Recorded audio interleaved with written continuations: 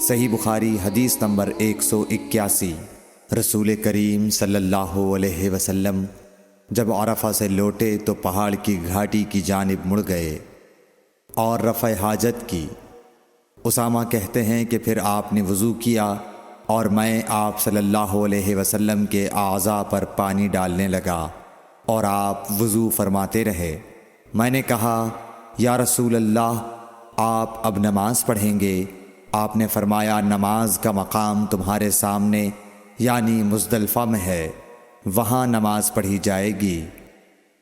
इस हदीस से साबित हुआ कि वज़ू में दूसरे आदमी की मदद लेना जायज़ है।